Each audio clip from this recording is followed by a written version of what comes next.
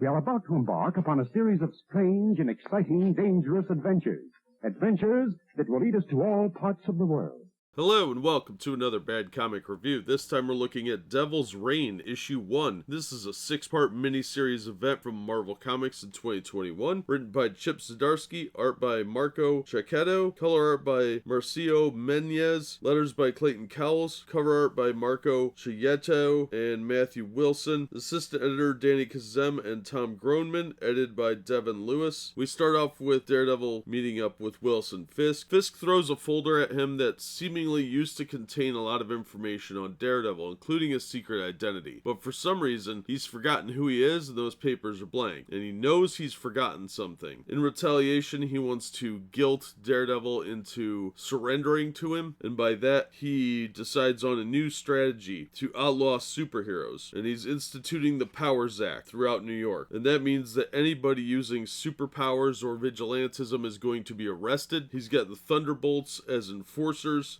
including these Thunderbolt units, which are sort of like cops in armor. They try and arrest Moon Knight, and Moon Knight has to fight a bunch of the Thunderbolt agents, including U.S. Agent, Rhino, Electro, the female one, and one of the symbiotes. And it looks like he doesn't get the upper hand on that one. And Captain America has to show up to save Miles Morales. And of course, Cap's not putting up with this crap because they just saved a bunch of kids from a burning building, and these guys want to arrest them. So Cap is leading the charge on this one, and thankfully Spider-Man, which I believe is Ben Reilly at this time, and Daredevil show up to help out, and Elektra Daredevil shows up as well, and they have to hide out, and we come to understand through Daredevil how everybody forgot his secret identity. It was Kilgrave's kids that erased everybody's memory. Apparently they have the same powers as the Purple Man does, so they were able to wipe everyone's memory. Then we find out what happens to Reed and Sue Richards and Doc Ock, and Doc Ock apparently is working for the Thunderbolts. Thankfully Johnny and Ben are able to save the kids. Even though some of these troopers shot at the kids, they were able to escape, but for how long remains to be determined. Luke Cage and Jessica Jones are in a similar situation. Luke gives a really good impassioned speech when they have to fight off Shocker. Looks like they may have caught Darkhawk, but Fisk has greater plans. He talks to the current Kingpin, which is his son, and thankfully Marvel has done this amazing thing where they've gone back to actually putting in the editor's notes about when things happened. I am astonished that they did that, but it's great that they did. I absolutely love that. So Wilson seems to have some definite goals in mind, and it's pretty shocking twist ending there. Overall, this was a fantastic issue. I was really impressed. The story was great. It's a nice change of pace from what Civil War was, but it's a kind of the similar premise where they're outlawing superpowers, but this time the heroes are united against the villains, and the villains have all the government authority. So they're not just fighting villains, they're fighting organized City Hall with villains. I thought it was very smartly written, very fun, very action-packed. Chip Zdarsky did a great job. I like the art too, overall. Not my favorite, but it's definitely solid art, and I was really happy about that. The paper quality is real good too. And I haven't said this in a while about a Marvel book, but I'm looking forward to issue 2. For $6, I thought it was worth it. And I haven't said that in a very long time about Marvel. That everything kind of came together to be a really interesting story. I wasn't bored. Even the stuff that I didn't really know about, like Wilson's kid taking over as Kingpin, there's notations, so if I want to go look it up, I can. And I'm intrigued to see where this goes, so I'm going to pick up number 2. So this is a strong recommendation. I enjoyed it quite a bit. The cover's fun too. It has a sense of adventure and action, something that's been sorely lacking from the majority of Marvel books. So that's going to do it for this one. Thank you so much for listening and supporting the channel. If you enjoyed the video, please hit the like button and don't forget to subscribe so you don't miss future reviews. If you'd like to help the channel out in other ways, links are in the description for my merchandise store and other ways of supporting me. And as always, we hope to see you on the next one.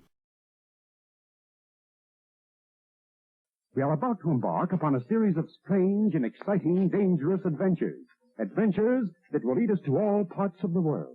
Hello and welcome to another Bad Comic Review. This time we're looking at Devil's Reign, Issue 2. This is a miniseries from Marvel Comics in 2021, written by Chip Zdarsky, art by Marco Checchetto, color art by Marco Menez, letters by Clayton Cowles, cover art by Marco Checchetto with Matthew Wilson, assistant editor Danny Kazem and Tom Groneman, edited by Devin Lewis. We start off shortly after we left last issue, but this time Danny Rand is getting arrested. We get a brief glimpse of Mr. and Mrs. Fantastic in the underwater prison where all the heroes are being kept, along with supervillains from the look of it. Elektra in her Daredevil outfit meets briefly with Kingpin. He knows she's Elektra, and he is blackmailing her with something she did that may have betrayed Daredevil at some point. So she goes off to face off with a villain. The Avengers are hiding out in one of the sub-basements of the Avengers mansion, which really seems like the most obvious place they would go, so I don't know how long that's going to hold up. And some of the Avengers have a talking to with Tony, who last issue announced he was going to run for mayor. Well, they think that that's not exactly a winnable idea, and they need somebody that's a little more man on the street who can relate to other New Yorkers without being just some random rich guy. So they're choosing Luke Cage. He's the only one that's never worn a mask. People know who he is. They trust him. And after the speech he gave last issue, it seems to have inspired a lot of people. Meanwhile, Spider-Man has to face off with both Taskmaster and Whiplash, and he doesn't come out very well for that disaster. Meanwhile, Doc Ock seems to have a plan of his own, and it looks pretty interesting. Overall, I'd have to say this is a really good issue. Problem with the story is that it's focusing on too many people, so you don't get a lot of time with any individual person or duo. It's very vignette oriented, and that can be a bit frustrating. I would have liked to have seen more of the fight with Spider-Man and Taskmaster. I think that would have been more interesting, but they diverted too much attention away from that to the Luke Cage subplot. But overall, I'm pretty happy with the story. It's been pretty fun so far. It's a bit pricey, but the paper quality is a big step up from usual Marvel fare. It's almost like it's an old-time comic book because it had a good story, decent art, and high-quality paper. If only they could do that with a lot of other books. So I will recommend this, but I think this is probably going to be more fun to read as individual issues than collected, but I will recommend getting it collected just to save a couple bucks. So far, I'm enjoying it though. We'll see if they pull the rug out from under us like they did with the Iron Fist Heart of the Dragon miniseries, which was really dumb. Danny Rand really needs to be back to being Iron Fist because it's kind of racist to say that only Asians can be martial artists, so that's kind of stupid. But overall, this was a fun read, and I'm glad I read it. So I'm looking forward to the next issue to see what happens to everyone, and I'm intrigued to see how they have these collars work. That doesn't seem to make a lot of sense, that some of the powers that they're neutralizing are natural powers and others aren't, so how is it shutting off everybody's powers? They don't really explain that, and I'm intrigued to see how that works. So that's gonna do it for this one. Thank you so much for listening and supporting the channel. If you enjoyed the video, please hit the like button and don't forget to subscribe so you don't miss future reviews. If you'd like to help the channel out in other ways, links are in the description for my merch store and other ways you can support me. And as always, we hope to see you on the next one.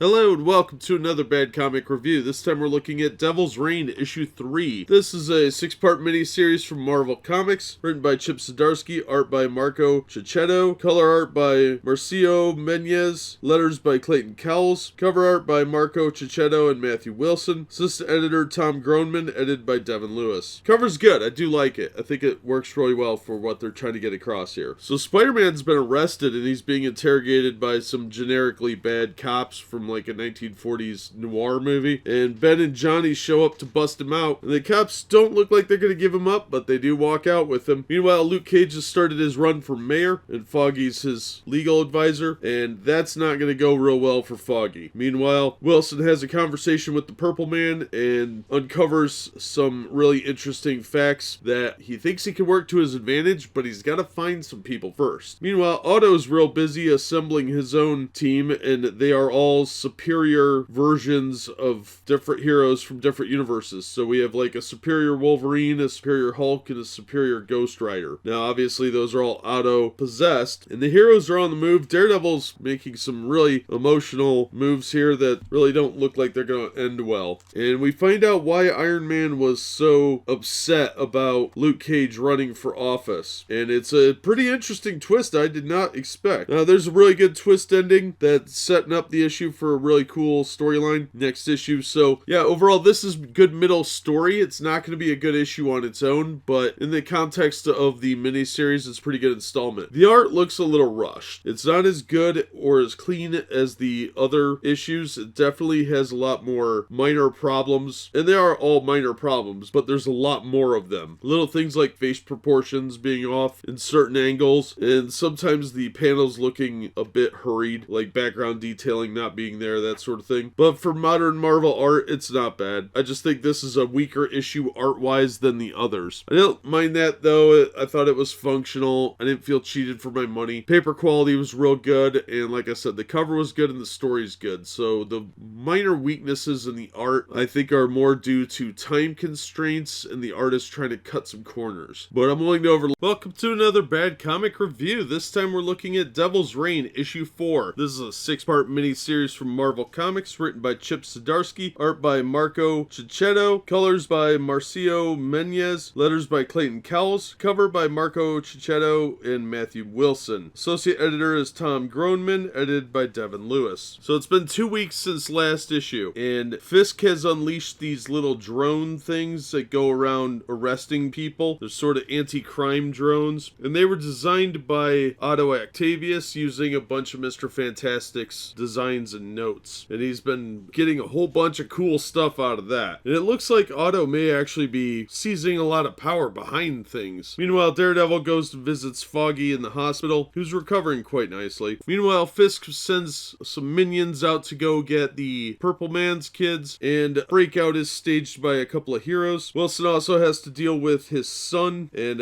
things don't quite go the way he wants. And the heroes get a very unlikely ally who gives them a really good tip. We also get to see Wilson, Fisk, and Typhoid Mary have a conversation, and we are left with an amazing, stunning ending. This is actually a really solid issue. A lot happens, there's a decent amount of action, and the art's not too bad. Not my favorite, but it's definitely passable, and I didn't hate it. Some of the bad guys looked really cool, and the former Kingpin's use of the Purple Man powers is pretty interesting. I thought this was a solid issue all around. The story is pretty compelling, it's moving along at a nice pace, and I hope it continues to be at least this good. So I'm going to recommend this. I thought it was a solid book, a surprisingly good book from Marvel. And this series is not disappointed, really, compared to what it could have been. The paper quality is good, the art's solid, the story's really good. I'm really shocked to say that this has been a really solid miniseries. So hopefully it's got a good payoff, but I'm definitely going to pick up next issue. I thought it was a lot of fun. That'll do it for this one. Thank you so much for listening and supporting the channel. If you enjoyed the video, please hit the like button, and don't forget to subscribe so you don't miss future reviews. If you'd like to help the channel out in other ways, links are in the description for different ways to support me, including the merch store. And as always, we hope to see you on the next one.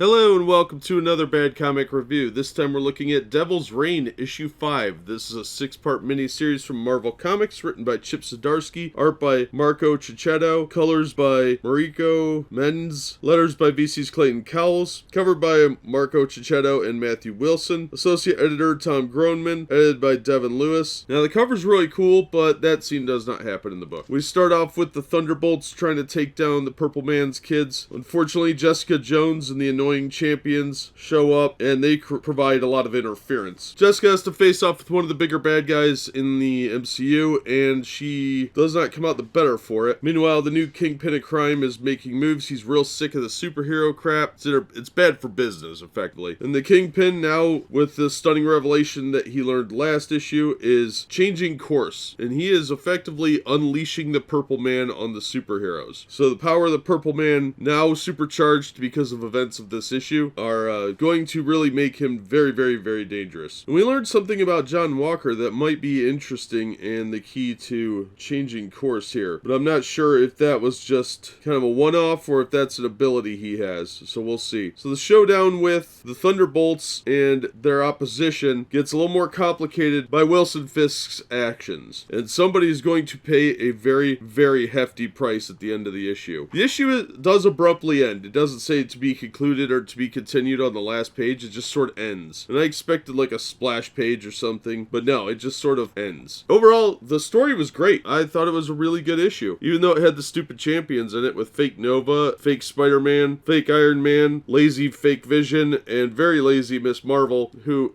remember, did put one of her best friends in a wheelchair because she was imprisoning people in a secret jail. So yeah, which I'm sure wasn't very sanitary. But the art was pretty good for a Marvel book. It does need a little bit of work. They still have a problem at Marvel with the characters not quite matching the background as far as shading goes, so a lot of times the characters look slightly brighter than the backgrounds, and that's a little bit obvious in some of the Matt Murdock scenes here. But otherwise, I didn't hate the art. I thought it was fine. For a $5 book, I didn't feel cheated, but it's probably not worth $5. The paper quality is far superior to most Marvel books, though, so that was pretty nice to see. So I will recommend this, but only if you're going to read the entire miniseries. By itself, this issue will make no sense, just like last issue. But I did enjoy it, so I'm going to recommend it. That'll do it for this one. Thank you so much for listening and supporting the channel. If you enjoyed the video, please hit the like button, and don't forget to subscribe so you don't miss future reviews. If you'd like to help the channel out in other ways, links are in the description to various support methods, and as always, we hope to see you on the next one.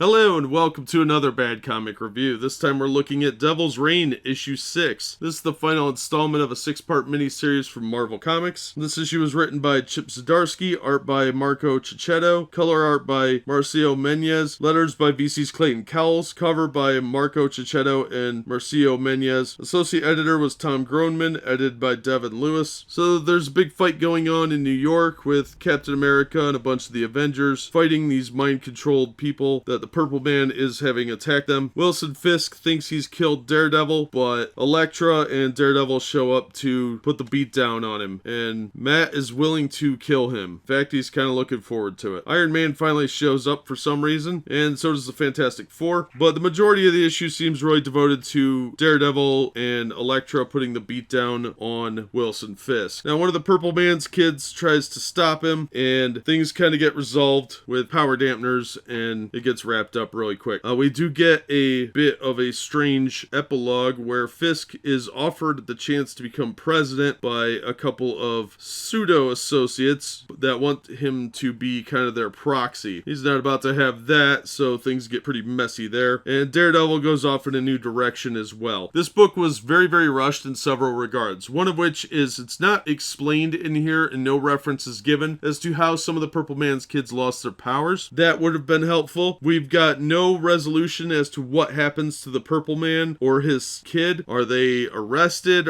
Is the Purple Man dead? I don't know. And Wilson Fisk is given kind of a hero's ending in this. That was a little disturbing, that there's really no consequence for him. So there's a lot of stuff that seems to have happened in the mini-series and one-shots that are interconnected to this, I'm assuming, that are never really referenced in here as to how those things happened or in what books they happened in. So I don't know parts of the story, and I really, really hate it when they do that. So kind of a mixed ending for this miniseries, and it's $6. That's a big slap in the face. The Daredevil storyline getting wrapped up was nice, but it didn't really tell me a whole lot about the other elements, about Purple Man's kids, Purple Man's fate, what happens with these other Octaviuses from the multiverse. Do they get sent back? I don't know. It's never explained. I know there's an Omega book that needs reading as well, but so far I haven't read that, and there's a lot of stuff here that just is left unresolved, and it's really annoying. This issue says it's issue 6 of 6, but it feels like an incomplete story. So this is definitely the weakest of the miniseries for those reasons, and I'm really disappointed with that. I really was liking the story a lot better than what they wrapped it up with here. Overall, the art's not bad. The cover's really good. It would have sold me on it, but you're just left a little unfulfilled unless you've read all of the miniseries and probably the Omega book, and that doesn't make it a 6-part miniseries. That means you have to buy all these peripheral books to get the full story, and that's not a limited series. I would say if you're going to read this, get it out of a discount bin and don't pay anywhere near $6. It's a real disappointing ending, the same way Marvel's been doing for a while now, and I was really, really let down because I was liking this a lot more, and Zdarsky's a better writer than this. Editorial dropped the ball by not telling you where certain events took place, and when reading it, it seemed very rushed. It just left me feeling a bit hollow as far as